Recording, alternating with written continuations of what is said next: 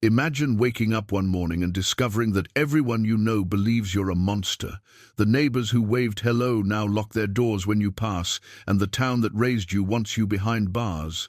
Ray Harlan was a quiet man in a small Pennsylvania town, working at the hardware store and keeping to himself after his wife passed years ago.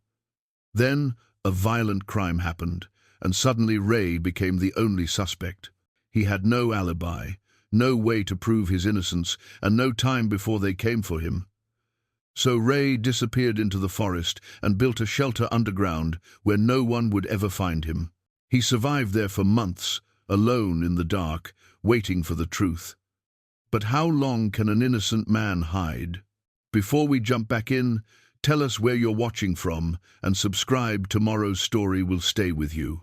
Millbrook, Pennsylvania, sat nestled in the Allegheny foothills, like a town that time had gently overlooked. Population 3,200, give or take a dozen, depending on the season and who was counting. The kind of place where people still knew their neighbors' names, where the hardware store extended credit on a handshake, and where Sunday morning church bells called folks to worship with a sound that echoed off the surrounding ridges. Ray Harlan had lived in Millbrook for all of his 45 years. Born in the small county hospital, raised in a modest house on Sycamore Street, married young at the Methodist Church on the square. His life had followed a simple, honest trajectory, the kind that didn't make for exciting stories, but made for a good man.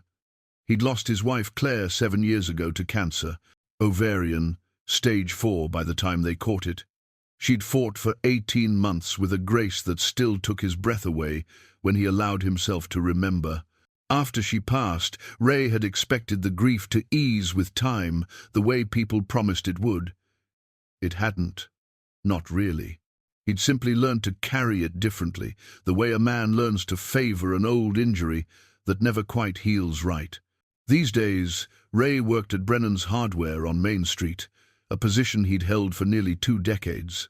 The store occupied a brick building that dated back to 1887, with creaking wood floors and the smell of machine oil and sawdust permanently embedded in the walls.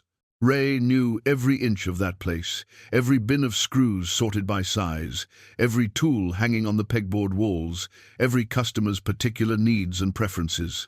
Hugh Brennan, the owner, was 73 and had run the store since taking it over from his own father. He'd become something like a second father to Ray, especially after Claire died.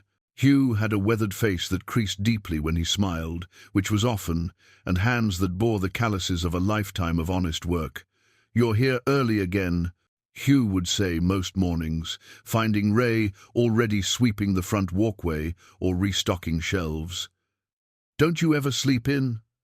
"Sleep's overrated," Ray would reply with a slight smile. The truth was, the empty house felt too quiet in the mornings. The hardware store, with its familiar smells and routines, felt more like home than his rental on Maple Street ever had without Claire in it. Ray's days followed a predictable pattern.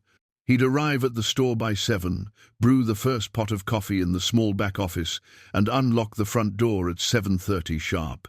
Customers came and went, contractors picking up supplies, homeowners seeking advice on weekend projects, older folks just wanting someone to talk to for a while. Ray helped them all with the same patient attention, never rushing anyone, always taking time to explain things properly. Lunch usually meant a walk down to Gracie's Diner, 2 blocks south on Main. Gracie Holloway had been running the place for 30 years, serving breakfast all day and comfort food that reminded you of Sunday dinners at your grandmother's table. She was a round woman in her 60s, with steel-grey hair pulled back in a practical bun and a motherly manner that made everyone who walked through her door feel looked after. "Turkey club, wheat toast, no mayo." Gracie would call toward the kitchen before Ray even sat down. She'd known his order for years.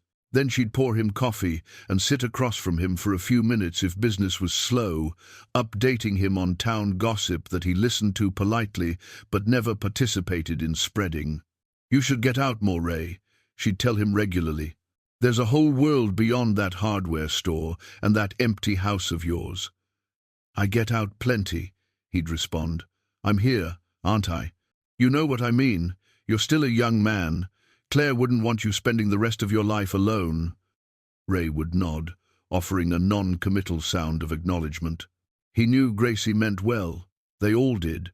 But the thought of trying to build something new with someone else felt like a betrayal of what he'd had with Claire, even after 7 years. After lunch, Ray would return to the store, working until closing time at 6. Hugh usually left around 4, trusting Ray to lock up. In the early evening, Ray would walk the quiet streets of Millbrook, a habit he'd developed after Claire died. The physical movement helped settle his mind, and he'd learned every street, every shortcut, every corner of his small town. He knew where Mrs. Patterson grew her prize roses, which stretched up their trellis like they were reaching for something just out of sight. He knew that the Kowalski family's porch light had a short in it that made it flicker on humid nights. He knew that old Mr. Chen fed the stray cats behind the Chinese restaurant every evening at 7:15, leaving out dishes of rice and fish scraps. Sundays meant church at the Methodist congregation where he and Claire had been married. He still sat in the same pew, 4th row from the front on the left side. People had stopped asking if he wanted to sit with their families. They'd learned he preferred his solitude, though he was always polite when they greeted him before and after services. Sheriff Walt Grimes usually caught Ray for a few words after church. Walt was 52, a lifelong Millbrook resident who'd known Ray since they were boys. They'd played Little League together, graduated high school the same year, stood up in each other's weddings. Walt had the solid build of a man who'd been athletic in his youth and was now fighting a slow, losing battle with middle age. His brown hair was more grey than not, and he wore glasses for reading that he was constantly misplacing. "You coming to the Autumn Festival next weekend?" Walt had asked just the previous Sunday. The town held one every October, with craft booths and apple cider and a small carnival for the kids. "Probably work the hardware store booth," Ray had replied. "Hugh always needs help." "That's work, not enjoying the festival. When's the last time you just did something for the fun of it?" Ray had considered the question seriously, as he did most things. "I enjoy my work. That counts, doesn't it?" Walt had shaken his head with affection. "You're a stubborn man, Ray Harlan. So I've been told." The conversation had been typical of their interactions, friendly, concerned, never pushing too hard. Walt understood grief in his own way. His wife had left him a decade ago, moved to Pittsburgh with a pharmaceutical sales representative. Different kind of loss, but loss all the same. Ray's house on Maple Street was a small 2-bedroom rental that he and Claire had moved into when they'd married.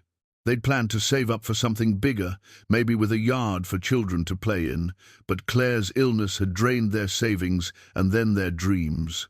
After she died, Ray had thought about moving somewhere smaller, but the place held memories he wasn't ready to abandon.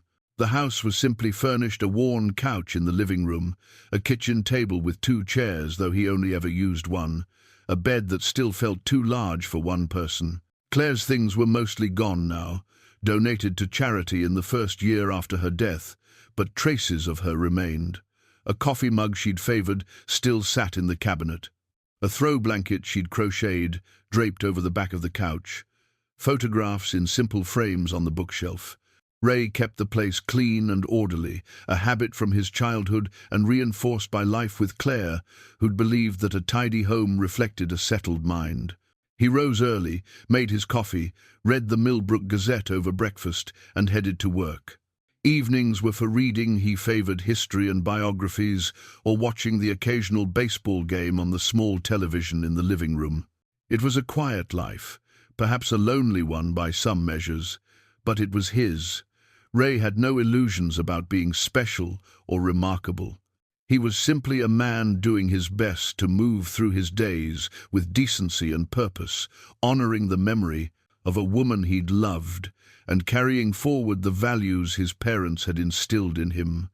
He was known in Millbrook as reliable, helpful, honest. If you needed advice on fixing a leaky faucet or building a shed, Ray Harlan was your man. If you needed someone to help move furniture or clear a fallen tree, Ray would show up with his truck and his tools. If you needed someone to listen without judgment, Ray would sit quietly and let you talk. The town knew him, trusted him, relied on him. And that was precisely why what happened next would cut so deep for Ray and for Millbrook both. Because when trust shatters in a small town, the pieces scatter far and wide, and some of them can never be gathered up again. The last Tuesday of October arrived with the kind of crisp autumn air that made people in Millbrook talk about perfect weather. The maples along Main Street blazed orange and red, their leaves drifting down to collect in the gutters. Ray had spent the day at the hardware store helping customers prepare for winter weather stripping, furnace filters, the first run on snow shovels, though it was still too early for snow in these parts. Hugh left at 4 as usual, reminding Ray to lock up properly. "Supposed to drop below freezing tonight," he said, pulling on his jacket. "First real cold snap of the season. I'll make sure the heat's set right before I leave," Ray assured him. The store stayed quiet through the last 2 hours. A few customers trickled in. Mrs. Patterson needed plant stakes for her chrysanthemums. Young Billy Thornton picked up sandpaper for a school project. Ray helped them both, made small talk, and watched the autumn sun sink lower through the front windows. At 6 o'clock sharp, he locked the front door, counted out the register, and left the deposit in the safe for Hugh to take to the bank in the morning. He set the thermostat to 55 degrees, checked that the back door was secure, and turned off all the lights except the security lamp in the rear storage area. The walk home took 15 minutes. Ray stopped at the small grocery on 4th Street for bread and eggs, exchanged pleasantries with the cashier, and continued on to Maple Street. His house sat dark and waiting, the way it always did.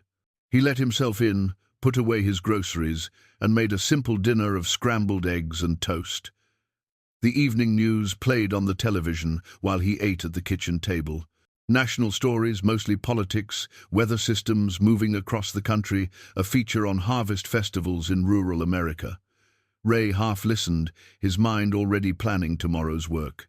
They had a delivery coming in, boxes of winter supplies that would need unloading and shelving. He washed his dishes, set them in the rack to dry, and settled onto the couch with a book he'd been working through, a biography of Teddy Roosevelt. By 9:30, his eyes were growing heavy.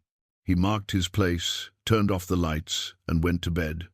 Ray had no idea that, 3 miles away, on the other side of Millbrook, Warren Finch was being found unconscious on his living room floor, blood pooled beneath his head, his home ransacked, and his safe standing open and empty. The next morning arrived with the shriek of sirens. Ray heard them while brewing his coffee, multiple vehicles racing through town with unusual urgency. Millbrook rarely had emergencies that required more than one patrol car. He stepped onto his small front porch, coffee mug in hand, and saw other neighbors doing the same, drawn outside by the commotion, faces concerned and curious. Something big must have happened, called Mrs. Chen from next door.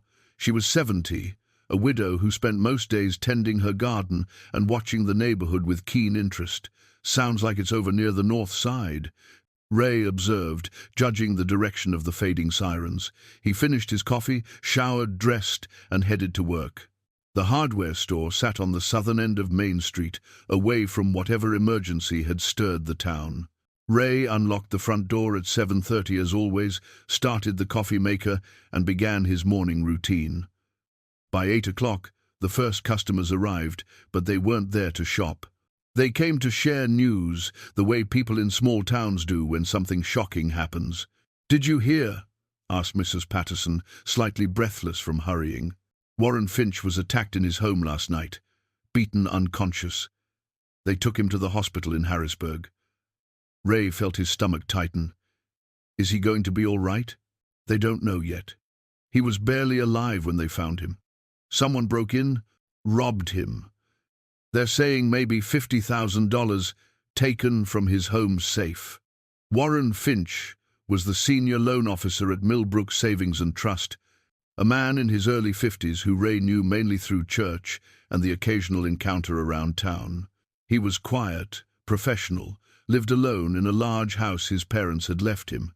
Not someone you'd expect to keep that kind of cash at home. Throughout the morning, more details filtered in through customers and phone calls. The attack had happened sometime after 10 o'clock the previous evening. Warren's cleaning lady had found him when she arrived at 7 in the morning. The police were treating it as robbery and assault, possibly attempted murder depending on Warren's condition. Ray felt the way everyone did. Shocked.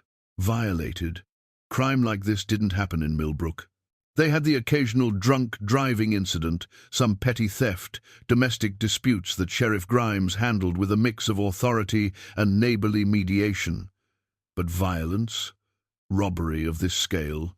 It felt like something from the news, not from their lives. Gracie's diner was packed at lunch, everyone discussing the attack. Ray found a seat at the counter, and Gracie poured his coffee with shaking hands. "I can't believe it," she said. "Warren Finch, such a quiet man, who would do such a thing?" "Any word on his condition?" Ray asked. "Still unconscious, last I heard. They're calling it critical." The conversations around him buzzed with speculation. Maybe it was someone from out of town, someone who'd heard about the money. Maybe it was drug-related, though no one could imagine Warren Finch involved with drugs. Maybe it was random, which felt even more terrifying. Ray ate his lunch quickly and returned to the store. The afternoon dragged, his mind turning over the news. He'd lived in Millbrook his entire life and couldn't remember anything like this happening. The randomness of it disturbed him, the idea that violence could arrive without warning, shattering the ordinary rhythms of a Tuesday evening. At 4:30, Sheriff Walt Grimes walked through the door of the hardware store. Ray looked up from restocking a shelf of paint supplies. "Walt, terrible news about Warren." "It is." Walt's face was drawn, tired. He'd clearly been up all night. "Ray, I need to ask you some questions." Something in his tone made Ray's hands still. "Of course. Anything I can help with. Where were you last night? Between 9 and midnight?" The question landed like a stone in still water. "Home. I left here at 6, stopped at the grocery, went home." "Why? Anyone who can verify that?" "No. I live alone." "Walt, what's this about?" The sheriff pulled something from his pocket, a clear evidence bag. Inside was a compass, old and weathered, brass casing tarnished with age. Ray's heart dropped. "This was found at the scene," Walt said quietly. "At Warren Finch's house. The cleaning lady says you were at Warren's place about 3 weeks ago, fixing a sticky door. She remembers you had a compass on your key ring, said it seemed unusual, memorable. This matches her description." Ray's hand went automatically to his keyring. The compass wasn't there. He hadn't noticed it missing, hadn't thought about it in days. It had been Claire's gift to him years ago, something she'd found at an antique shop. He'd carried it more as a memento than for any practical purpose. "I don't understand," Ray said, his voice sounding distant to his own ears. "I lost that compass. I don't know when, maybe a week ago. I noticed it wasn't on my keys, but I figured it fell off somewhere. Ray, I need you to come down to the station and give a formal statement." "Of course. But Walt, you can't think I had anything to do with this." The sheriff's face was professionally neutral, but Ray saw something flicker in his eyes, doubt, uncertainty, the terrible space between friendship and duty. "I'm just gathering information. The compass puts you at the scene, and we need to eliminate possibilities. You understand." Ray did understand, but understanding didn't make it feel any less like the ground shifting beneath his feet. He locked up the store, left a note for Hugh, and rode in Walt's patrol car to the small police station on Elm Street. The questioning lasted 2 hours. Where exactly had he been? What time had he arrived home? Had anyone seen him? Did he have any reason to visit Warren Finch recently? Had they had any disagreements? Could he explain how his compass ended up at a crime scene? Ray answered everything truthfully, but his answers sounded thin even to himself. No alibi, no witnesses, no explanation for the compass beyond losing it somewhere, somehow, at some point in recent weeks. By the time Walt drove him back to his truck at the hardware store, The sun had set, and the temperature had dropped. Ray sat in the driver's seat for a long moment before starting the engine. Through the patrol car's windshield, he could see Walt on his phone, his face illuminated by the screen's glow. Ray drove home slowly, his mind struggling to process what had just happened. He was a person of interest in a violent crime. His compass, Claire's compass, had been found at the scene of an attack that had nearly killed a man. He unlocked his front door and stood in the small entryway, suddenly seeing his home differently. Empty. Quiet. No one to vouch for him, no one to confirm his presence. The solitude he'd wrapped around himself like protection had become a liability. Ray slept poorly that night, waking often to stare at the dark ceiling. And when morning came, he discovered that suspicion in a small town spreads faster than fire. The change in Millbrook was immediate and absolute. Ray felt it the moment he walked into Gracie's diner Thursday morning. The usual hum of conversation dropped to near silence. Heads turned, eyes followed him to the counter. Gracie poured his coffee without her customary greeting, her hands moving mechanically, her gaze not quite meeting his. "Morning, Gracie," Ray said, trying to keep his voice normal. "Morning."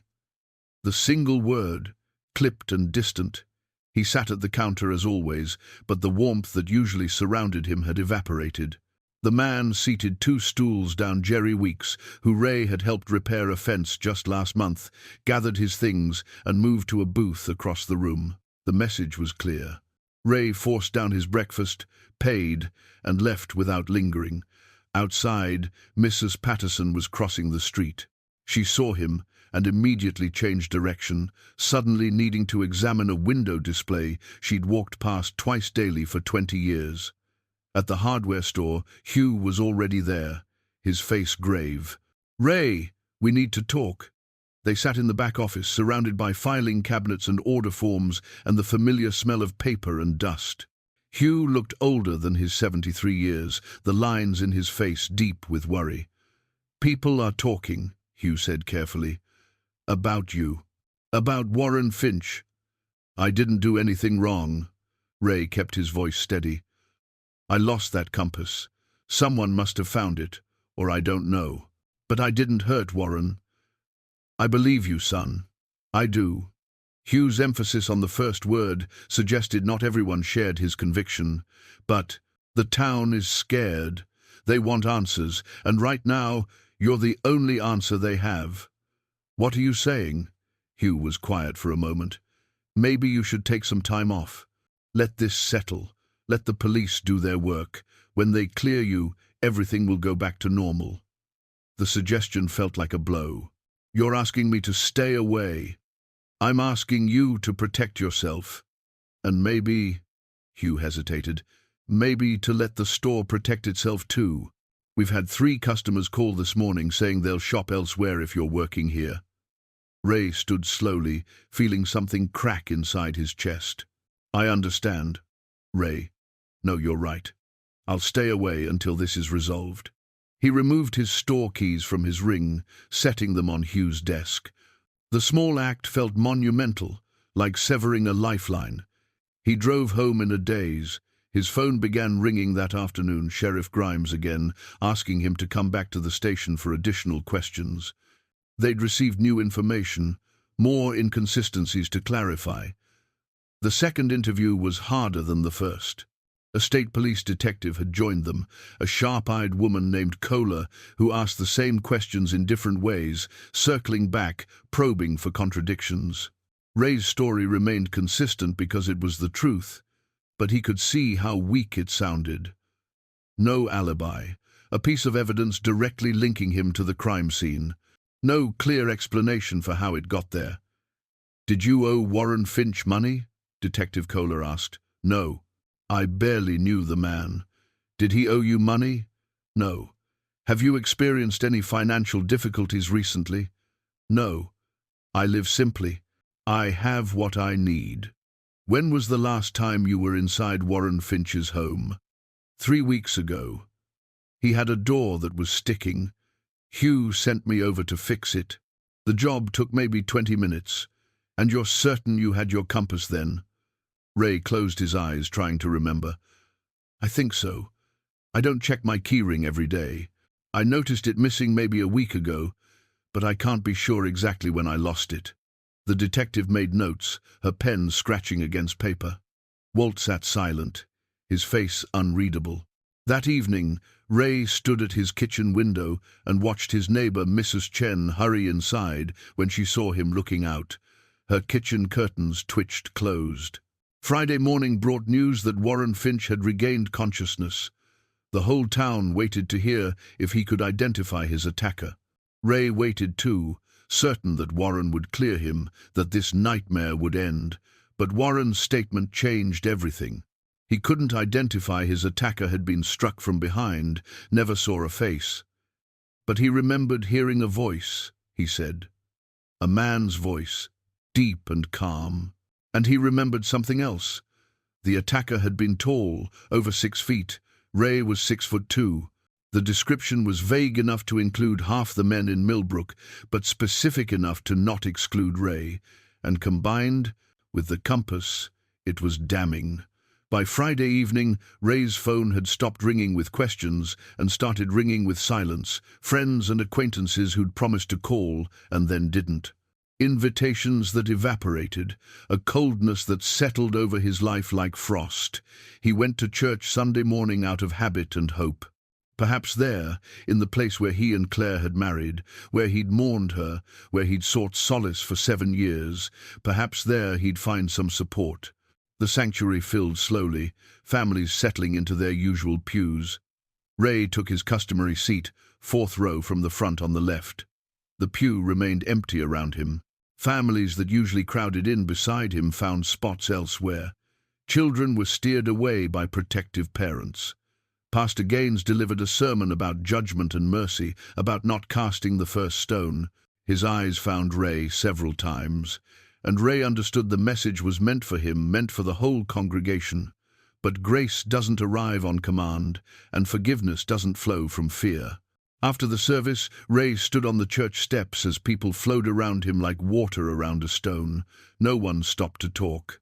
Walt Grimes caught his eye from across the lawn and looked away quickly, getting into his patrol car. Ray walked home alone, understanding with cold clarity that his life in Millbrook had fundamentally changed. He was no longer Ray Harlan, the helpful man from the hardware store. He was Ray Harlan, the suspect, the possible attacker, the man who might have beaten Warren Finch nearly to death. Monday morning, he woke to find garbage scattered across his small front lawn bags, torn open, contents strewn like accusations. Someone had done this in the night, a message delivered in the coward's way. He cleaned it up silently, stuffing the mess into fresh bags, aware of curtains twitching in nearby windows. No one came out to help or ask questions. That afternoon, Sheriff Grimes appeared at his door, his face tight with an emotion Ray couldn't quite read. "Ray, I need you to come with me." "More questions?" "We've had some developments. Detective Kohler wants to speak with you again." At the station, they laid it out for him. Warren Finch's memory had improved. He now recalled more details, remembered that his attacker had smelled like sawdust and machine oil.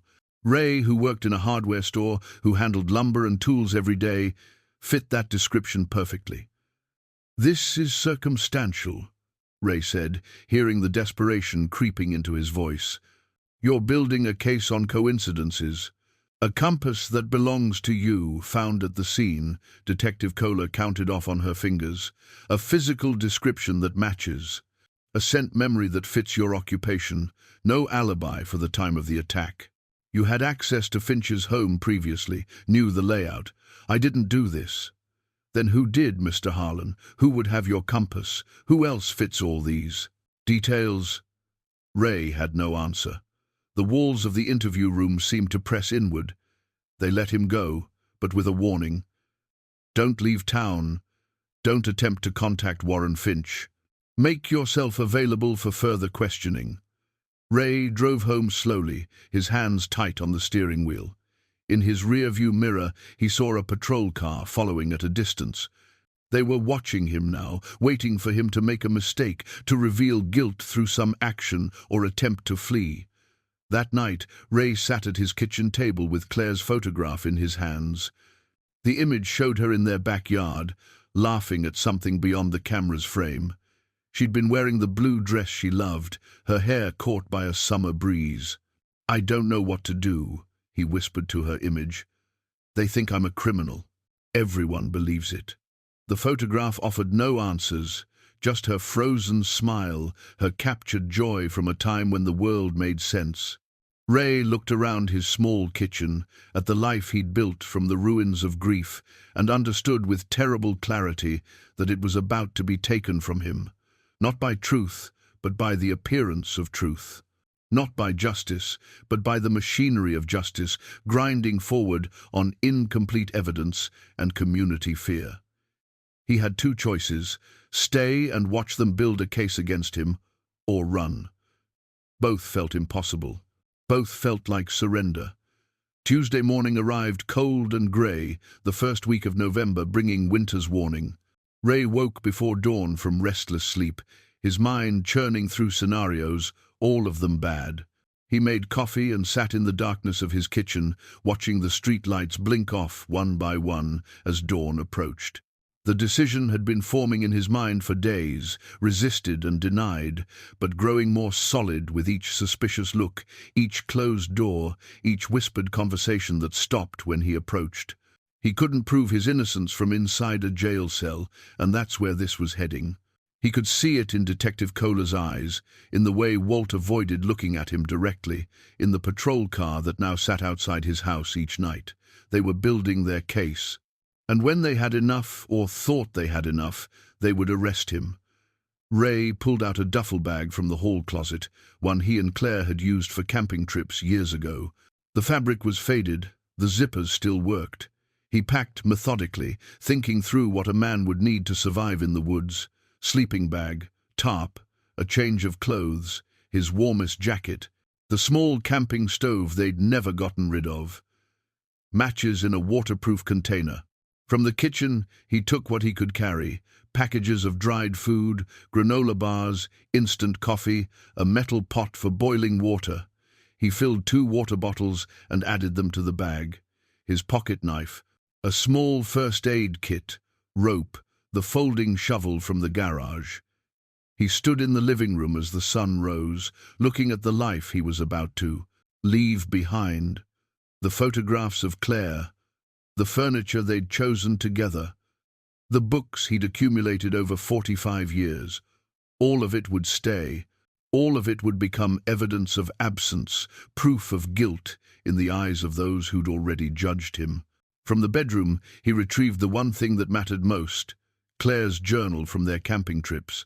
She'd kept meticulous notes about the plants they'd found, the trails they'd hiked, tips for surviving in the wilderness. He'd kept it as a memorial, never imagining he'd need it for its original purpose. He wrapped it carefully in a plastic bag and placed it at the top of his duffel. Then he removed his wedding ring, studied it in the morning light, and placed it carefully in a small tin that once held mints. He buried the tin in the bottom of the bag, wrapped in a sock. If he was caught, he didn't want to lose it. At 6:30, before the street fully woke, Ray Harlan walked out of his house for the last time. He locked the door behind him, habit more than sense, and carried his duffel bag to his truck. The patrol car that had been watching his house was gone. Shift change, probably. He had a window, and he took it. He drove east, away from Main Street, away from the center of Millbrook. The forest lands began 3 miles outside town. Thousands of acres of state land that stretched into the mountains. Ray had hiked these woods as a boy with his father, had camped here with Claire in the early years of their marriage. He knew the trails, knew the terrain, knew where a man could disappear if he needed to. 2 miles down the old logging road, Ray parked his truck at a pull-off used by hunters and hikers. He removed the license plates and hid them under the seat. The truck would be found eventually, but it might buy him time.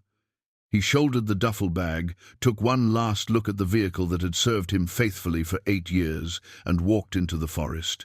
The morning was cold, his breath visible in the air. Dead leaves crunched under his boots. Above him the canopy stretched bare-limbed against the grey sky, most trees already stripped by autumn winds. Ray followed a trail he remembered from childhood, one that led deeper into the state forest, away from the commonly used paths. After an hour of walking, his shoulders aching from the weight of the bag, he stopped to rest. The sounds of civilization had faded. No cars, no voices, just the whisper of wind through branches and the occasional call of a crow. Ray pulled out Claire's journal and opened it to the first page. Her handwriting, neat and careful, offered instructions like a gift across time. He read her notes about finding water sources, identifying edible plants, building shelter. She'd been the practical one, the planner. He'd been the dreamer, content to follow her lead. "I need you now," he whispered to the pages. "I need your wisdom." He continued walking, moving off the trail now, following game paths and instinct. The ancient oak tree stood where he remembered it, a giant that must have been old when his grandfather was young. Its trunk was 6 feet across, gnarled and massive. The root system spread out like the fingers of a buried hand, creating hollows and spaces beneath. Ray circled the tree, examining the ground. One section, on the north side, showed a natural depression where roots had created an overhang. It wasn't much, but it was possibility. He set down his bag and pulled out the folding shovel. The first hours of digging were the hardest. The ground was cold but not yet frozen, packed with rocks and roots that fought his efforts. He cleared the depression, going deeper, widening the space. His hands blistered quickly, then the blisters broke and bled. He wrapped them in strips torn from an old t-shirt and kept digging. By afternoon, he had created a hollow roughly 4 feet deep and 6 feet wide. It wasn't much, but it was a start. He stretched the tarp across the opening, securing it with rocks and fallen branches, then covered it with leaves and debris. From 20 feet away, it was nearly invisible. Ray crawled inside and sat in the dimness, his back against the cold earth, his body aching from work. This was his home now. This hole in the ground beneath an ancient tree. This was what innocence looked like when the world decided otherwise. He thought of his house on Maple Street, probably being searched by now. Sheriff Grimes would have found him gone, would have called for backup. They'd be looking for him, and his disappearance would confirm every suspicion, validate every doubt. Running made him look guilty, but staying would have put him in a cell, and guilt or innocence seemed to matter less than the story people wanted to believe. Ray pulled out a granola bar and forced himself to eat half, saving the rest. Resources had to last. He didn't know how long he'd need to stay hidden. Days, weeks, until someone found the real attacker, until evidence emerged that proved his innocence. He had no answers, only this. He was alive, free, and still fighting, even if the fight meant hiding in the earth like an animal. As darkness fell, Ray heard the distant sound of dogs baying. Search teams already looking for him. The sound sent ice through his veins. He sat motionless in his shelter, hardly breathing, listening to the sounds grow closer then fade away. They were searching the trails, the obvious places. They hadn't found him yet. That night, lying on the hard ground with his sleeping bag pulled tight against the cold, Ray stared up at the tarp, inches above his face, and wondered what he'd become. A fugitive. A man suspected of violence, someone his neighbors now feared. He thought of Claire, of what she would say if she could see him now. Would she understand? Would she tell him he was brave or foolish? Would she hold him and promise everything would work out the way she had during her illness when they both knew it wouldn't? "I'm sorry," he whispered into the darkness. "I'm sorry for all of this." The earth held no comfort, offered no answers, but it held him, at least. It gave him space to survive one more day, and then another. And perhaps that was enough. Above ground, Millbrook was learning that Ray Harlan had disappeared. The manhunt was beginning, and a town's certainty of his guilt was hardening into something that would be difficult to ever undo. But Ray, in his hole beneath the oak, was beyond their reach, for now. December arrived with a vengeance, bringing temperatures that dropped below freezing most nights and a cold that settled into Ray's bones like an unwelcome guest. He'd been underground for a month, and the shelter that had seemed barely adequate in November now felt dangerously insufficient. Ray had learned to move like a ghost through the forest. He emerged only at dawn and dusk, when the light was too uncertain for searchers to trust their eyes. He'd expanded his shelter, going deeper into the earth, reinforcing the walls with branches and rocks. The space was now almost 6 feet deep and 8 feet wide, enough to sit up in, enough to move without constant hunching. He'd created a ventilation system using hollow reeds that extended to the surface, disguised among the natural growth around the oak's base. Air flowed in, barely but enough. Carbon dioxide escaped. It was primitive but functional, the kind of solution that would have made Claire proud of his ingenuity. The insulation came from nature itself. Ray packed the walls with moss, stripped carefully from trees, leaving enough that the forest wouldn't show obvious signs of harvesting. He layered pine needles against the tarp ceiling, then more leaves, then dirt. The shelter held heat better now, though heat was a relative term when the outside temperature hovered in the 20s. Water was his greatest challenge. The creek that ran a quarter-mile from his shelter had been his lifeline, but now ice formed along its edges. Each morning before dawn, Ray made the careful journey to the water, carrying his bottles and the dented tin cup he'd found buried near the oak. The cup had become precious to him, a connection to someone else who'd sought refuge in these woods, someone who'd survived. He'd break the ice with a rock, fill his containers, and hurry back before light exposed him. The water was so cold it hurt his teeth, but it kept him alive. Food was scarce. The granola bars and dried goods from his initial pack had run out within 2 weeks. Since then, Ray had survived on what the forest provided. He'd set snares using wire salvaged from his camping supplies, catching rabbits and squirrels. The first time he'd killed a rabbit, he'd wept while preparing it, thanking the animal for its life, feeling the weight of taking something living to preserve himself. Claire's journal had saved him repeatedly. Her notes on edible plants, written in those long-ago camping trips, became his survival guide. He found wild onions, dug up Jerusalem artichokes, stripped bark from certain trees to access the cambium layer beneath, surprisingly nutritious if you could get past the texture. He cached supplies in multiple locations, paranoid about discovery. Small stashes of food, dry clothes, matches, spread throughout his territory. If his main shelter was found, he'd have fallback positions. His body had transformed. The 40 pounds he'd carried as comfortable middle-aged weight had melted away. His face was gaunt, his ribs visible, his arms lean and corded with muscle from constant labor. His beard had grown wild, and his hair hung past his collar. He'd caught his reflection once in the still surface of the creek and barely recognized himself. The mental challenge was harder than the physical one. Loneliness pressed in like the cold, constant and numbing. Ray talked to himself to maintain sanity, reciting poems he'd memorized in school, repeating conversations with Claire from memory, narrating his actions like a teacher explaining to a student. "Now we're going to check the eastern snare," he'd whisper, approaching carefully, watching for tracks. "Remember to move with the wind, stay low." Some nights, when the darkness in his shelter felt absolute and suffocating, he'd light one precious candle stub and read from Claire's journal. Her words comforted him, observations about the beauty of frost on spider webs, notes about the call of a particular bird, love notes, written to him in the margins. "Ray, my love." One note read, "You worry too much. Trust yourself. You're stronger than you know." He'd needed that strength. He needed it still. Back in Millbrook, life continued without him. Ray had no way of knowing this, but the search had scaled back after the first 2 weeks. The initial urgency helicopters, search dogs, teams combing the trails, had faded when no trace of him emerged.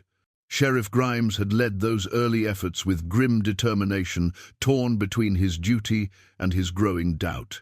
The hardware store remained closed on Tuesdays, the day Ray used to work late. Hugh Brennan had hired someone new, a younger man from the next county who knew tools but didn't know the community the way Ray had. Customers complained about the change but shopped there anyway. Life moved on. Gracie's diner still served turkey clubs on wheat toast, but no one ordered them without mayo anymore. She'd removed the meal from her regular rotation, unable to make it without thinking of Ray and wondering where he was, whether he was alive or dead, guilty or innocent.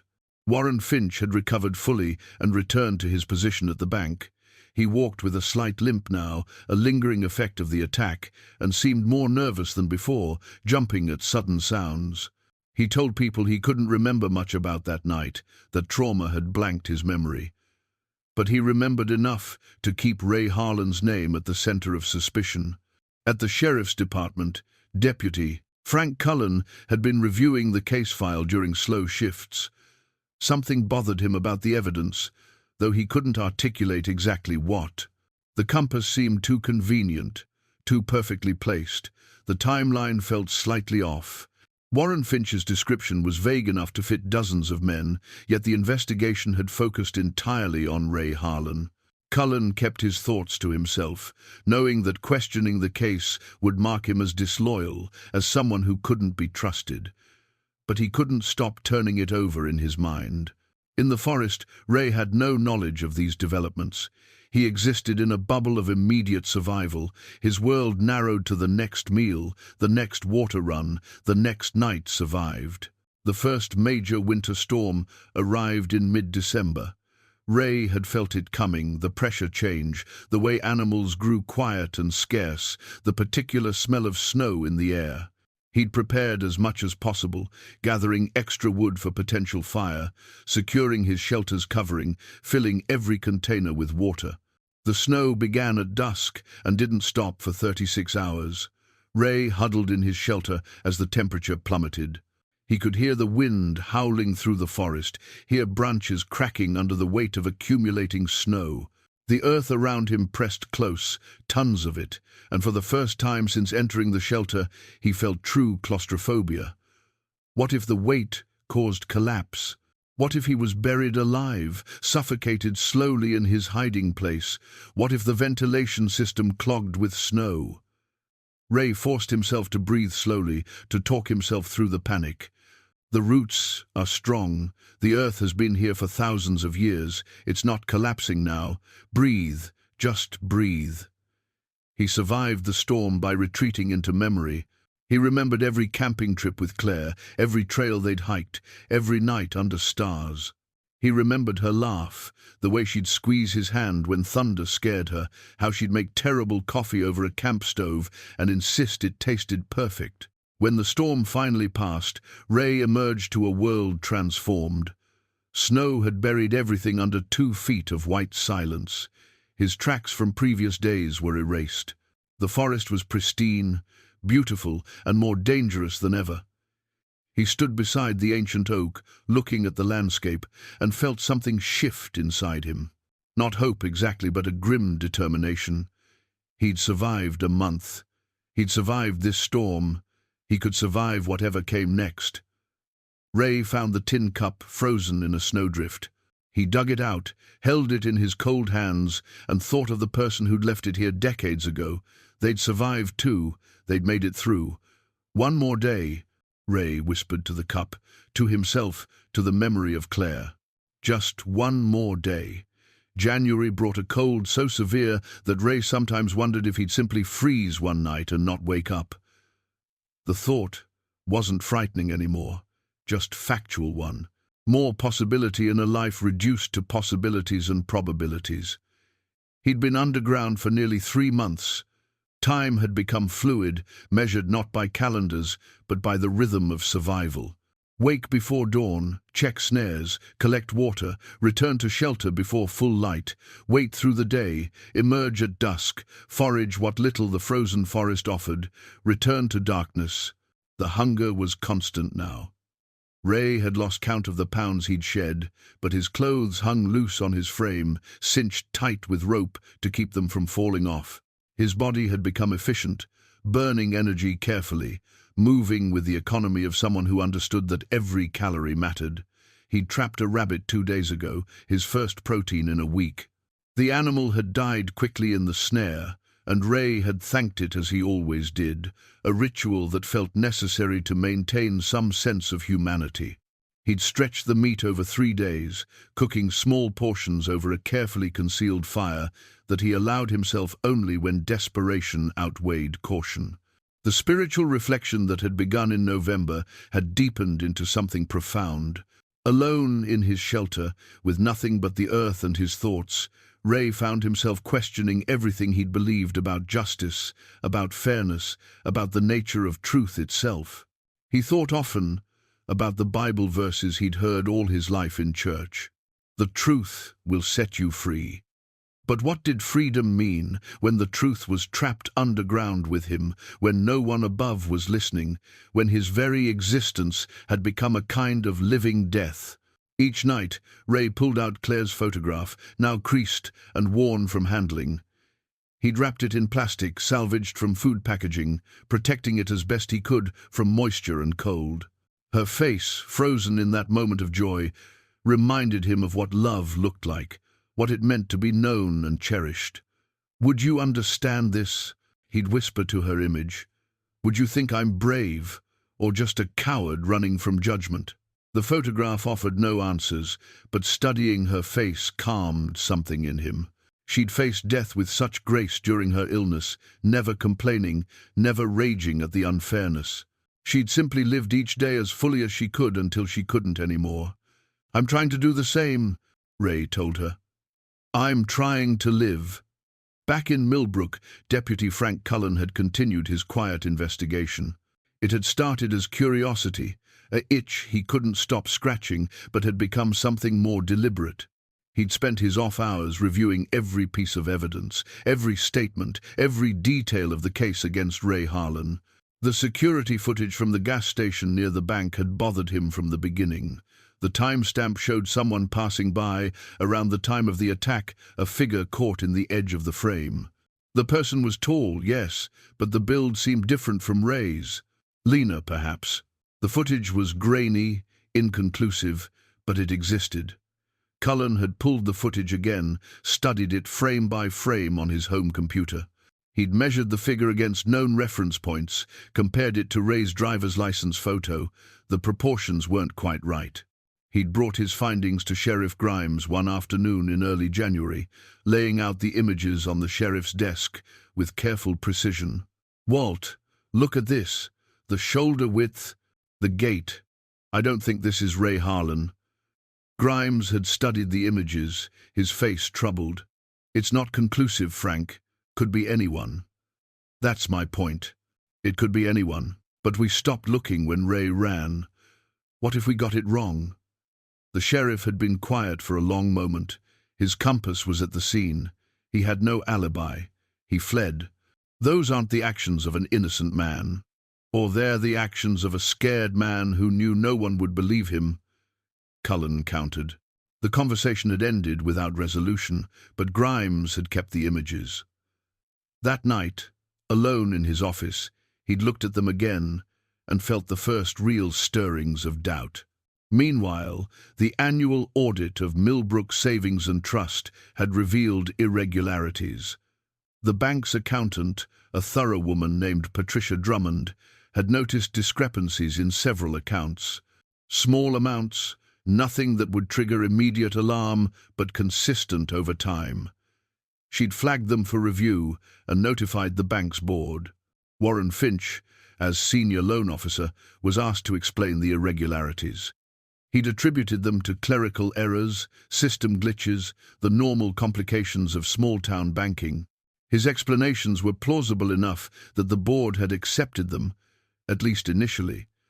But Patricia Drummond was not satisfied.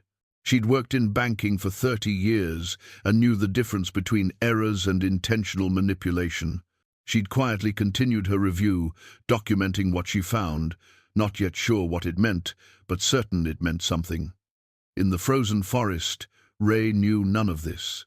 He existed in his own universe of survival, unaware that threads were being pulled in the world above that might eventually unravel the case against him. His darkest moment came on a night in mid-January, when the temperature dropped to 8 degrees. Ray huddled in his sleeping bag, wearing every piece of clothing he had, and still the cold penetrated. His water had frozen solid, his fingers and toes ached with the beginning of frostbite. The shelter, which had seemed adequate in November, felt like a tomb. He'd contemplated surrender that night, simply walking back to Millbrook, turning himself in, accepting whatever judgment came. At least he'd be warm.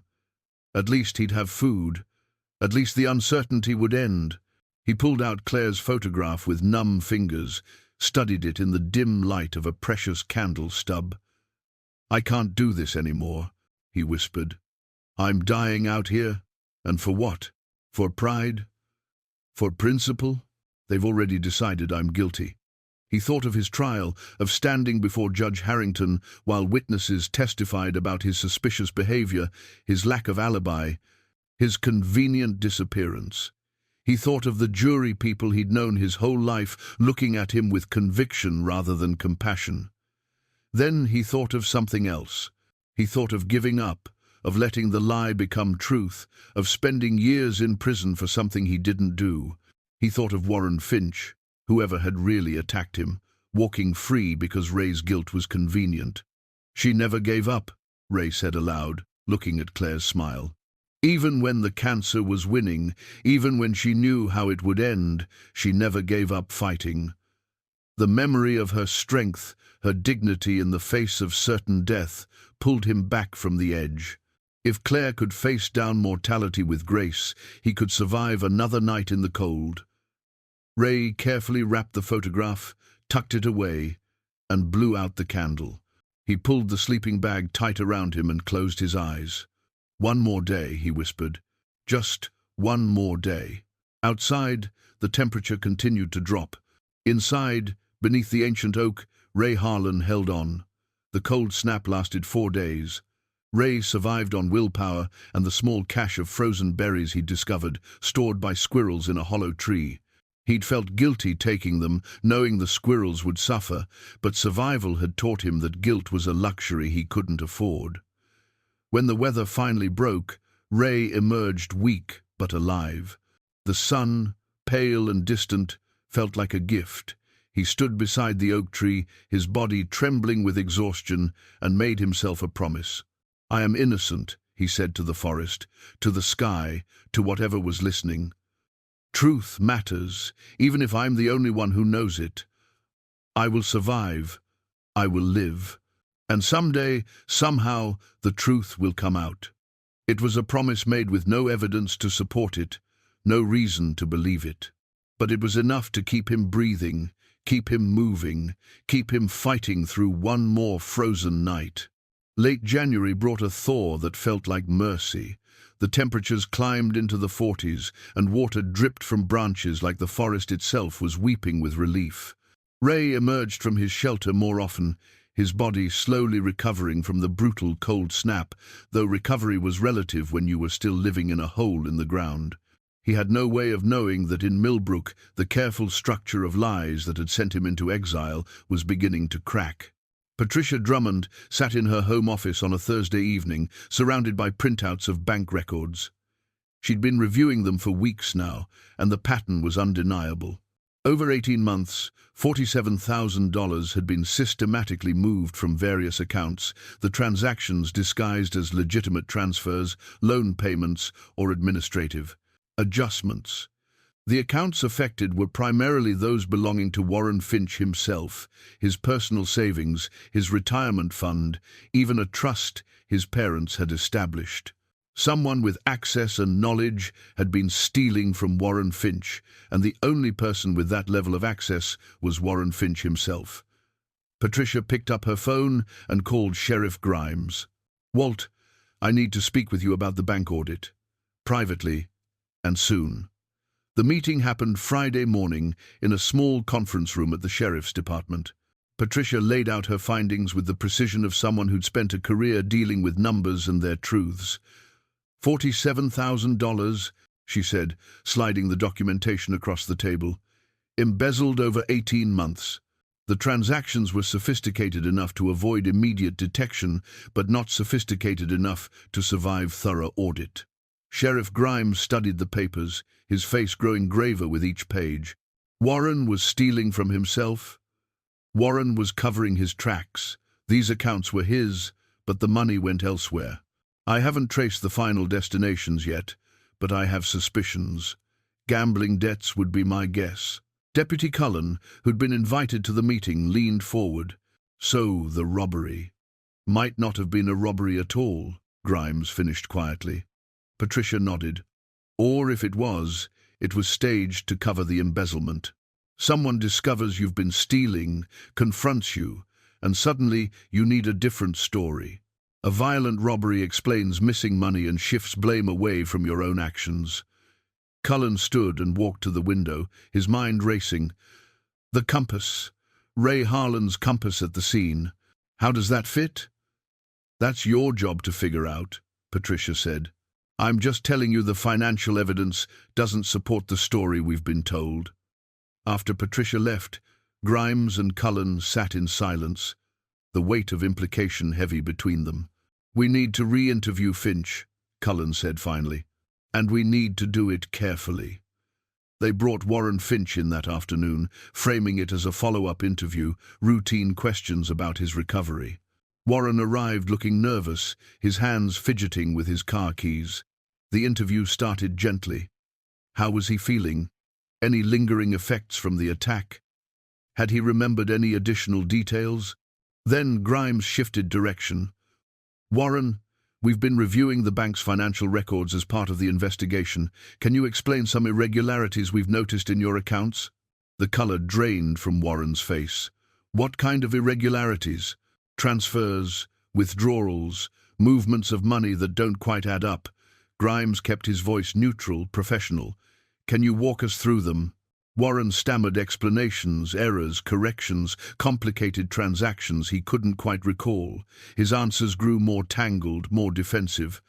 Were you gambling, Warren? Cullen asked, quietly. The question landed like a stone. Warren's mouth opened, closed. That's not relevant to the robbery. Isn't it? $47,000 missing from your accounts, then suddenly a violent robbery that supposedly took $50,000. That's quite a coincidence. I was attacked. You saw the evidence. You found the compass. Ray Harlan's compass, Grimes interrupted. Tell me about that, Warren. When did you last see Ray before the attack? I don't know. Weeks before. He fixed my door. And you're certain you didn't see him the night you were attacked? I told you. I was hit from behind. I didn't see anyone clearly. The interview continued for 2 hours, Warren's story developing small inconsistencies, his confidence crumbling. They let him go, but requested he remain available for further questions. That evening, Grimes authorized a search warrant for Warren Finch's home. They executed it Saturday morning with a team of deputies and a forensic specialist from the state police. In Warren's study, in a locked desk drawer, they found a burner phone. The phone's call history had been deleted, but the forensic specialist was able to recover fragments of text messages. The messages painted a damning picture, a conversation between Warren and someone named Cy about handling the problem and making it look real. One message stood out. Got the item. HH won't know what hit him. H, Cullen said, studying the text. Harlan's initials are RH, not HH. Could be a mistake, Grimes said. Or maybe he pulled out his notebook, flipping through pages of interview notes. Cyrus Maddox. He does odd jobs around town. Handyman work. People call him Cy. Within an hour, they'd located Cyrus Maddox at his small rental house on the south side of Millbrook. A search of his property revealed a lockbox containing $3,000 in cash and a receipt from a pawn shop in Harrisburg for a compass matching the description of Ray Harlan's. Cyrus Maddox was a lean man in his mid-30s, with a face that suggested hard living and poor choices. Under interrogation, he lasted 45 minutes before breaking. The story tumbled out in fragments of guilt and justification. Warren Finch had owed money to people in Harrisburg, serious people who didn't accept excuses. He'd been embezzling from the bank to cover his gambling debts but couldn't keep up. When the audit was announced, Warren had panicked. He'd approached Cyrus with a plan, stage a robbery that would explain the missing money and deflect suspicion. But they needed a scapegoat, someone without an alibi, someone easy to blame. Ray Harlan had been the perfect target.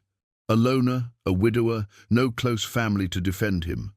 Cyrus had stolen Ray's compass weeks earlier, taking it from Ray's truck when it was parked outside the hardware store. The theft had been so simple Ray hadn't even noticed. The attack on Warren had been staged. Cyrus had hit him, carefully, enough to cause injury, but not serious harm. They'd made it look like a struggle. They'd planted the compass. They'd called 911 and let the investigation follow its predictable course. "We figured he'd get arrested, maybe do a few years," Cyrus said, his voice hollow. "We didn't think he'd run. When he disappeared, Warren said it was even better. Made him look guilty. Made everyone forget about the money." Sheriff Grimes sat across from Cyrus, his face a mask of controlled fury. "An innocent man has been living in the woods for 3 months because of you. In winter, he could be dead." "I know," Cyrus whispered. "I know." Warren Finch was arrested at his home that evening. He protested, claimed Cyrus was lying, but the evidence was overwhelming. The burner phone, the text messages, Cyrus's detailed confession, the financial records showing systematic embezzlement. The story broke across Millbrook like thunder. Within hours, everyone knew Ray Harlan was innocent. He'd been framed, blamed for a crime that was barely a crime, driven into hiding by a conspiracy of desperation and greed. The town erupted in shock and shame. At Gracie's diner, people sat in stunned silence. At the hardware store, Hugh Brennan wept openly, his head in his hands. At the Methodist church, Pastor Gaines called an emergency prayer service. But the most urgent question remained. Where was Ray Harlan? Was he alive? Could he possibly have survived 3 months in the forest through one of the coldest winters in recent memory? Sheriff Grimes stood in his office, looking at the map of state forest lands on his wall. Thousands of acres of wilderness, hundreds of places a man could hide or die. "Find him," Grimes said to his assembled deputies. "I don't care how long it takes. We find Ray Harlan and we bring him home." The search began at first light. The news spread through Millbrook like wildfire on a dry summer day, but its heat couldn't reach the man it concerned most.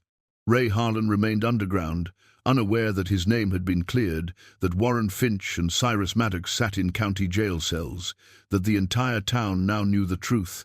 By Sunday morning, the story had reached regional news outlets. Television crews arrived in Millbrook, setting up on Main Street, interviewing residents about the wrongly accused man who'd vanished into the wilderness. The footage showed a small town grappling with collective guilt, people who'd turned their backs on a neighbor now desperate to make amends. Gracie Holloway stood before the cameras, her eyes red from crying. "Ray, if you can hear this somehow, if someone finds you and tells you we know the truth now, we know you're innocent, please come home. We're so sorry. Please just come home." Hugh Brennan offered a $10,000 reward for information leading to Ray's safe return. "That man is like a son to me," he told reporters, his voice breaking. "I should have defended him stronger. I should have believed in him.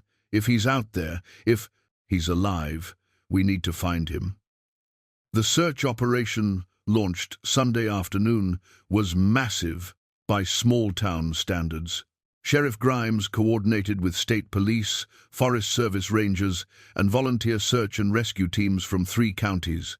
Helicopters, equipped with thermal imaging cameras, flew grid patterns over the state forest. Ground teams on snowshoes fanned out along trails and logging roads. They found Ray's truck on the second day, hidden off an old logging road with its plates removed. The discovery confirmed he'd gone into the forest, but the trail ended there. 3 months of weather, snow, and wind had erased any tracks he might have left. In his shelter beneath the ancient oak, Ray heard the helicopters. The sound was different from the initial searches back in November, more persistent, more organized. He pressed himself deep into his earthen refuge, hardly breathing, certain they'd intensified their manhunt, that his time was running out. He didn't know they were trying to save him, not arrest him. On the third day of searching, Ray heard voices closer than ever before. He'd been preparing to make a water run when the sounds of people moving through the forest froze him in place. He crawled back into his shelter and waited, his heart hammering against his ribs. Through the ventilation system, he heard fragments of conversation carried on the wind. Need to find him. Innocent. Bring him home safe. Ray's mind struggled to process what he was hearing. Innocent. Home. The words didn't fit the narrative he'd been living with for 3 months. He dismissed it as wishful thinking, his brain creating hope where none existed. But over the next 2 days, he heard more. Search teams passed close enough that their radio chatter reached him clearly. Command, this is Team 3. No sign of Harlan in Sector 7. Moving to Sector 8. Copy that, Team 3. Remember, we're looking for a survivor, not a suspect. Approach with care if you make contact. A survivor, not a suspect.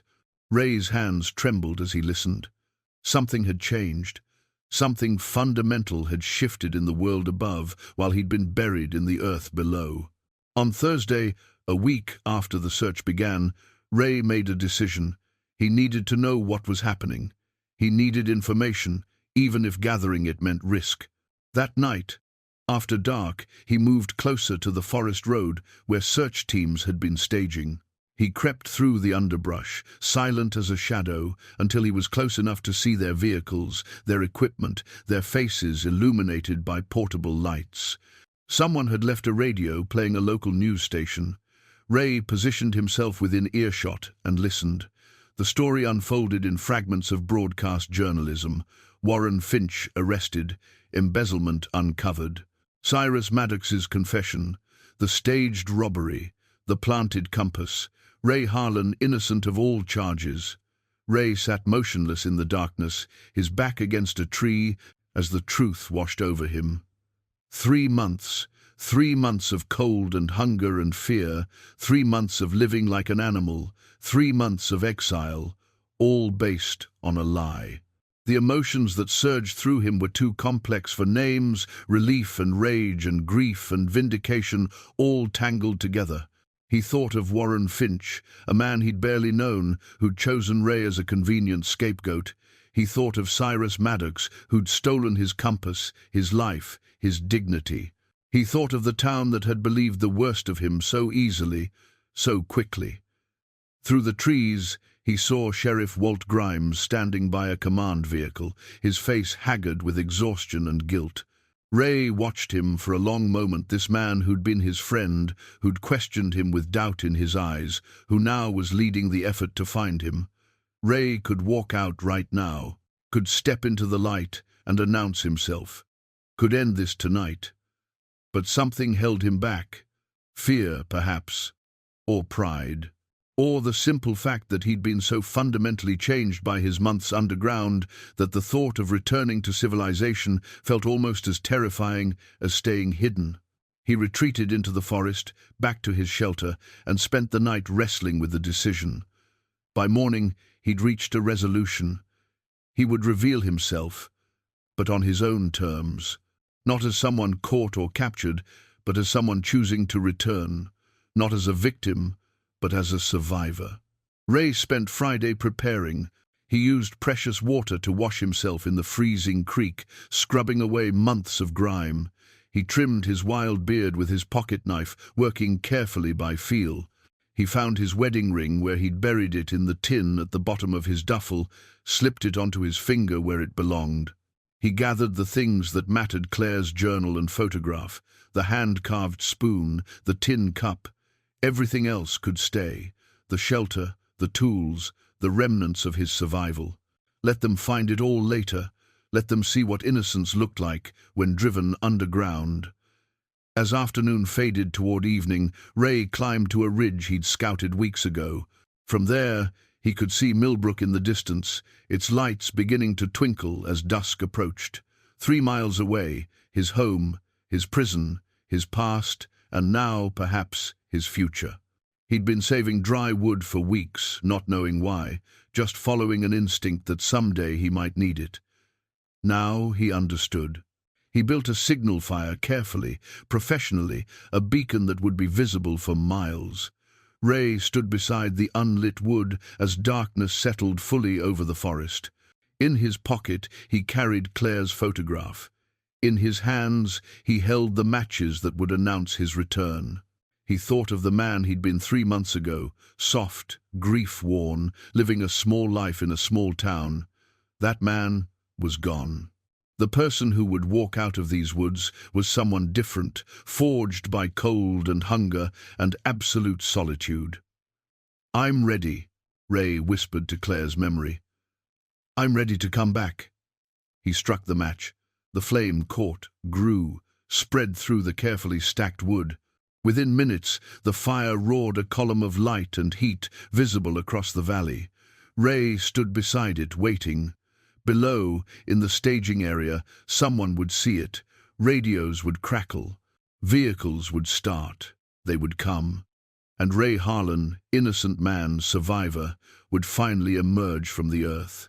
The fire blazed against the night sky like a defiant star brought to earth. Ray stood beside it, his gaunt frame casting long shadows across the snow, and waited for the world to find him. The response was immediate. In the staging area below, someone shouted. Radios crackled to life. Headlights swept across the forest as vehicles roared into motion. Ray didn't move. He'd spent 3 months hiding, fleeing, burying himself in the earth. Now he stood in plain sight, outlined by flame, and felt something close to peace. The first vehicle arrived within 15 minutes, headlights stabbing up the old logging road. Sheriff Walt Grimes emerged from the patrol car, moving quickly but carefully, as if afraid the figure by the fire might vanish like smoke. "Ray." His voice carried across the distance, uncertain and hopeful. "Ray, is that you?" Ray turned toward the voice. His own voice, unused for so long except for whispered conversations with himself, came out rough and cracked. "Hello, Walt." Grimes broke. The professional mask he'd maintained through a week of searching shattered, and he stumbled forward, his face contorted with emotion. "God, Ray. Oh, God, I'm so sorry. We were wrong. We were all so wrong." Ray stood still as Walt approached, seeing the genuine anguish in his old friend's face. Part of him wanted to rage, to unleash 3 months of betrayal and fear. But standing here, with the fire warming his back and freedom so close he could taste it, rage felt like wasted energy. "I know," Ray said simply. "I heard. More vehicles arrived." Paramedics rushed forward with equipment, their professional urgency barely masking their shock at Ray's appearance. He'd lost so much weight that his clothes hung on him like he was a child playing dress-up. His face was gaunt, his beard wild, his eyes sunken but startlingly clear. "Sir, we need to check your vitals," a young paramedic said, approaching with a blood pressure cuff. Ray nodded, allowing them to work. They wrapped him in a thermal blanket, the silver fabric reflecting the firelight, and guided him to sit on the back of the ambulance. The blanket felt strange against his skin, too smooth, too clean, a reminder of the civilization he'd left behind. Blood pressure low, heart rate elevated but steady. Signs of malnutrition and dehydration, possible frostbite on his fingers and toes, but alive, remarkably, impossibly alive. Hugh Brennan arrived breathless, having hiked up from the road despite his 73 years. When he saw Ray, he collapsed to goad, his knees in the snow, his body racked with sobs. "Son," he gasped. "Dear God, son, I'm so sorry." Ray slid off the ambulance, knelt beside the old man, and put a hand on his shoulder. "Hugh, it's all right. I made it. I should have stood by you. I should have believed you. I let everyone. You're here now," Ray said quietly. "That's what matters." A car screeched to a halt, and Gracie Holloway emerged carrying a large thermos. She pushed through the gathering crowd of searchers and officials, her face fierce with determination. "Let me through. Let me through right now." She reached Ray and thrust the thermos at him with shaking hands. "Chicken soup, homemade. You drink this." Ray accepted it, unscrewed the cap, and the smell nearly overwhelmed him. Real food, warm food, food he hadn't hunted or foraged or stolen from squirrels. He sipped carefully, and the warmth spread through his body like a benediction. His eyes watered from the heat or emotion he couldn't say. "I never stopped believing," Gracie said, her voice breaking. I told everyone you didn't do it." "I know you did." Ray managed a small smile. "Thank you for that." The crowd at the base of the hill had grown. Word spread through the search teams, and people gathered to witness the moment the lost man found, the innocent man returned. The paramedics wanted to transport Ray to the hospital immediately, but he requested a moment. He stood at the fire, looking down at Millbrook in the distance, the town that had exiled him and now welcomed him back.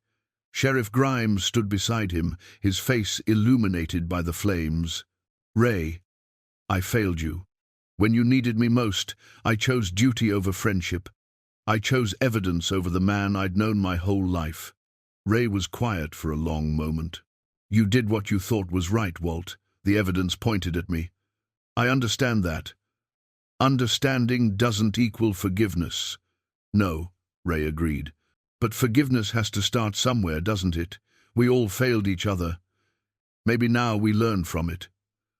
Walt nodded, unable to speak, his throat tight with emotion. Deputy Frank Cullen approached, the young man who'd never stopped questioning. Ray recognized him from town, though they'd never been close. "Mr. Harlan, I'm Frank Cullen. I wanted you to know I kept looking.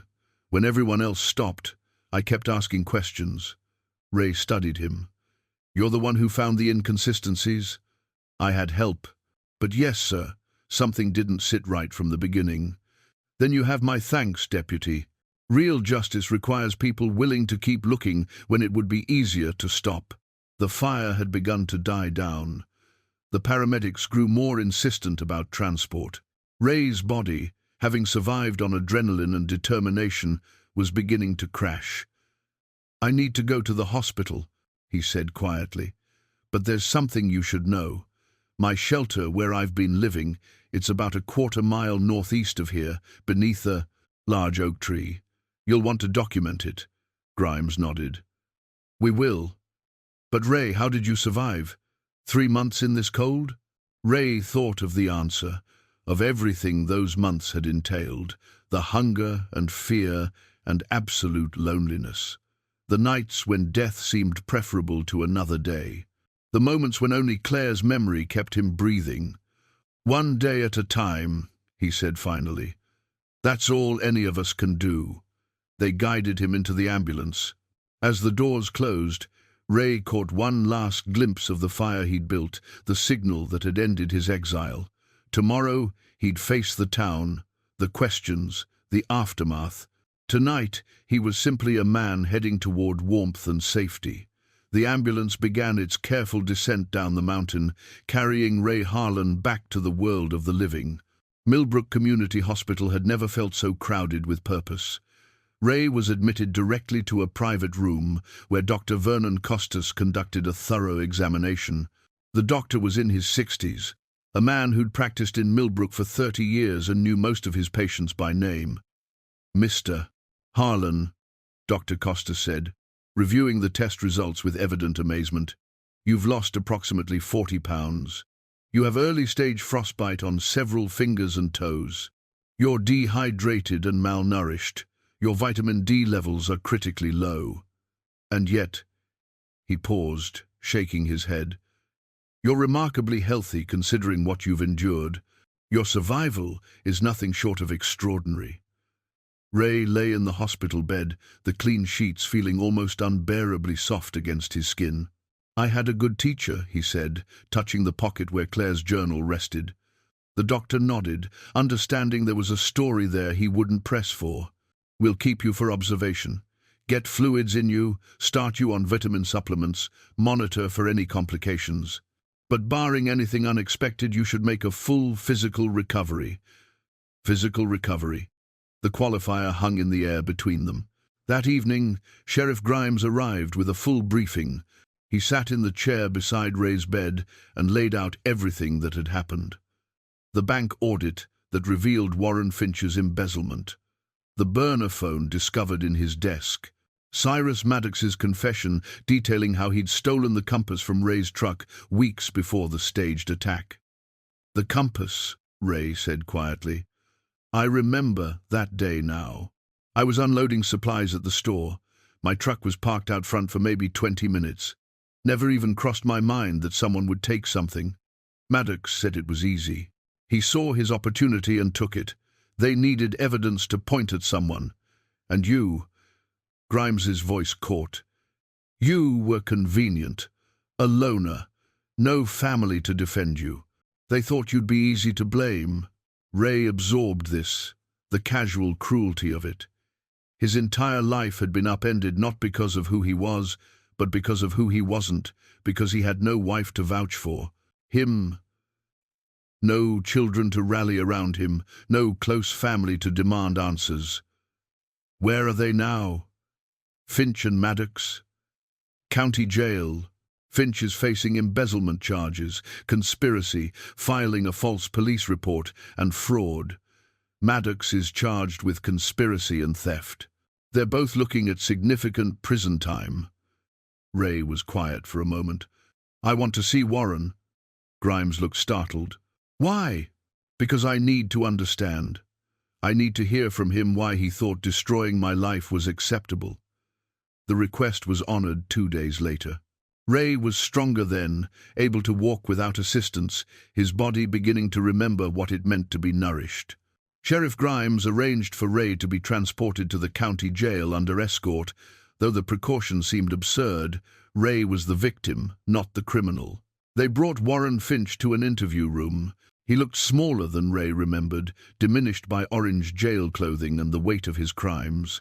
When he saw Ray, gaunt, bearded, marked by months of survival, he couldn't meet his eyes.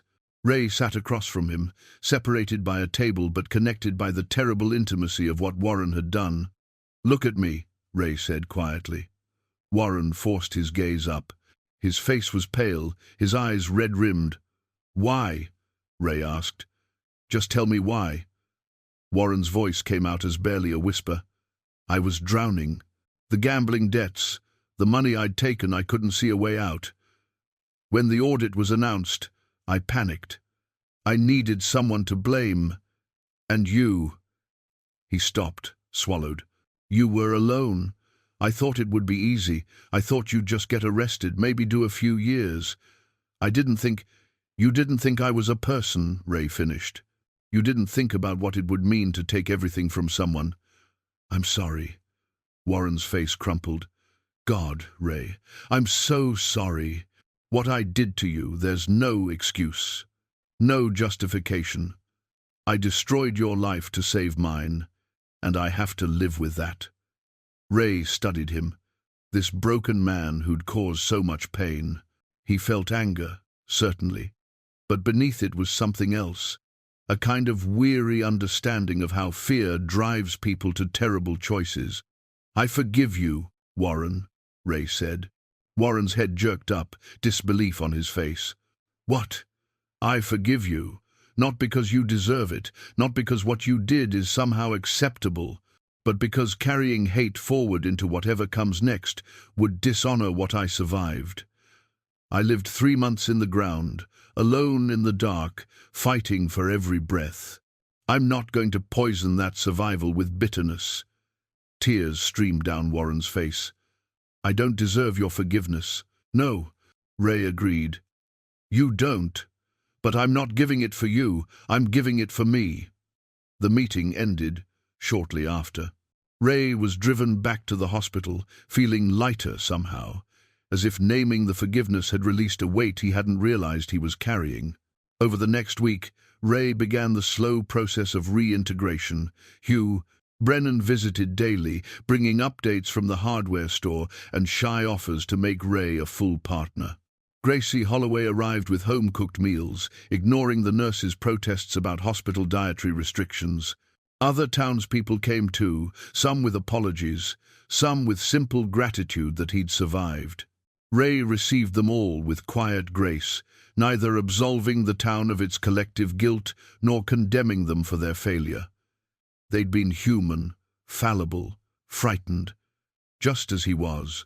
On his 8th day in the hospital, Ray asked to be taken back to the shelter.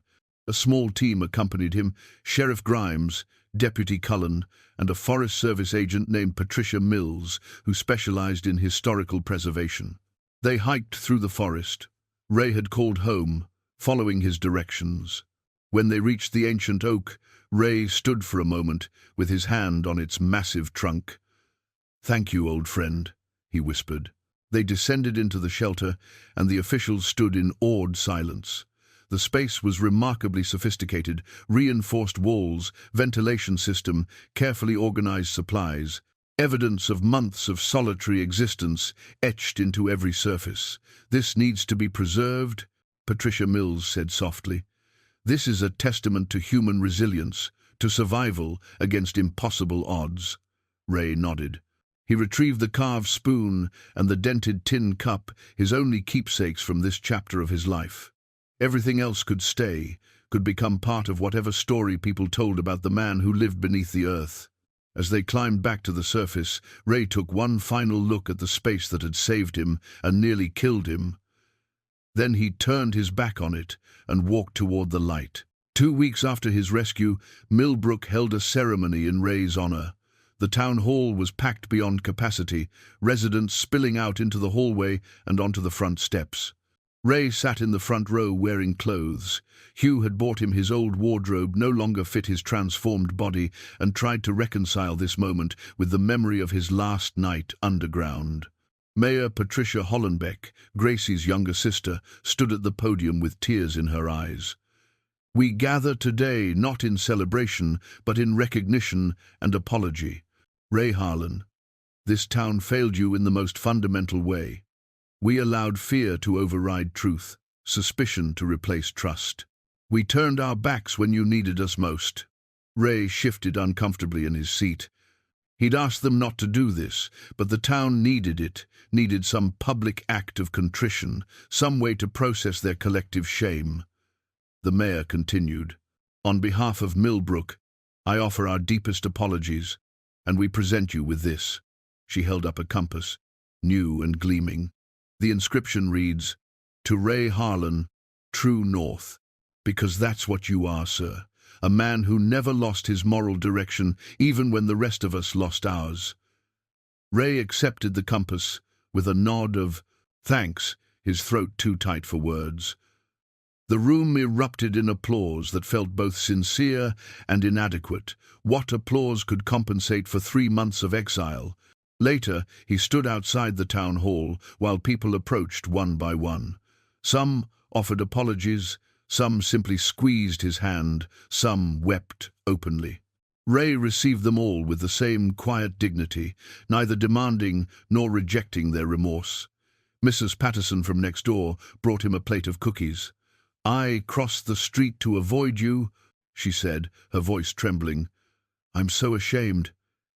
"You were scared," Ray said gently. "People do things they regret when they're scared." The criminal trials proceeded swiftly. Warren Finch pleaded guilty to all charges and received 15 years. Cyrus Maddox, who'd cooperated fully with investigators, received 8 years. Ray attended both sentencings but declined to make victim impact statements. His presence was statement enough. As spring arrived, Ray returned to work at Brennan's Hardware. Hugh had indeed made him a full partner, insisting it should have happened years ago. The customers were awkward at first, overly solicitous, asking tentative questions about his ordeal. Ray deflected most inquiries with gentle humor, preferring to talk about paint colors and proper drill bits, but he'd changed in ways that couldn't be hidden. He moved differently now, more deliberately, more quietly, with the economy of motion learned in survival. His eyes held something deeper, harder, a quality of having looked into darkness and emerged intact but altered. He'd started writing in the evenings, not for publication but for processing. Using Claire's journal as inspiration, he filled pages with reflections on survival, forgiveness, justice, and the nature of truth. The writing helped him make sense of what had happened, helped him transform trauma into something he could carry forward. Sheriff Grimes visited Ray's house one Sunday evening, arriving unannounced with a six-pack of beer and a burden of unfinished business. They sat on Ray's small porch, drinking in comfortable silence until Walt finally spoke.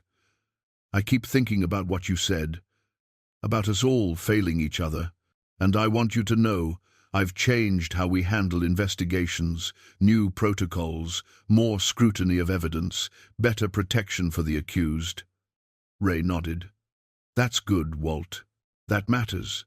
Does it make up for what happened to you?" "Nothing makes up for it, but using it to prevent future failures that gives it meaning, that's probably the best any of us can hope for." They talked until dark, rebuilding their friendship carefully, acknowledging that it would never be quite what it was before, but accepting that what they were building now had its own value. 6 months after his rescue, Ray hiked back to the ancient oak. The Forest Service had preserved his shelter, installed a small historical marker, and occasionally guided tours for students and visitors interested in survival stories. Ray had given his permission for this, understanding that his experience could teach others about resilience and the importance of seeking truth. He stood beside the oak tree as the summer sun filtered through new leaves. The forest had recovered from winter, green and alive and indifferent to human drama. Ray placed his hand on the rough bark, feeling the solid presence of something that had stood here long before his crisis and would stand long after. "I found my way back," he whispered, thinking of Claire. "Not to who I was, but to who I needed to become." He pulled out both compasses, the old one recovered as evidence and returned to him, and the new one from the town. He held them together, past and future, loss and recovery. A hiker appeared on the trail, a young woman with a backpack. She stopped when she saw Ray, recognition dawning on her face. You're Ray Harlan, aren't you? The man who lived underground." Ray smiled slightly. "I'm Ray Harlan, who lived underground once, yes. That must have been terrifying." "It was," Ray agreed. "But it also taught me things I couldn't have learned any other way. About strength, about forgiveness, about what matters when everything else is stripped away." The hiker nodded thoughtfully and continued on her way. Ray watched her disappear into the trees, then began his own walk back to town. Millbrook appeared in the distance, the same small town it had always been, but seen now through different eyes. Ray had learned that communities were fragile things, built on trust that could shatter overnight. But he'd also learned they could heal, could grow, could become better through the painful work of acknowledgement and change. He walked down Main Street as evening settled, past Gracie's diner, where his usual table waited, past the hardware store that now bore his name on the sign alongside Hugh's, past the Methodist church where he still sat in the fourth pew. People waved. He waved back. Simple gestures that once would have been automatic, but now carried weight recognition that connection was precious, that community was both obligation and gift. Ray reached his house on Maple Street and stood for a moment on the porch, key in hand. The house was no longer empty the way it had been. He'd filled it with his writing, with new routines, with the quiet satisfaction of having survived and chosen to keep living. He thought of a line he'd written the night before. "They say hardship reveals character. I learned it creates it. In the dark, beneath the earth, I discovered what I was made of. Not guilt or innocence, but simply this, the will to persist, the grace to forgive, and the courage to begin again." Ray unlocked his door and stepped inside, leaving the compasses on the small table by the entrance reminders of where he'd been and who he'd become. Tomorrow would bring its own challenges and choices, but tonight Ray Harlan was simply home, alive, and ready for whatever came. Next, the truth had set him free. Now, he had to figure out what to do with that freedom.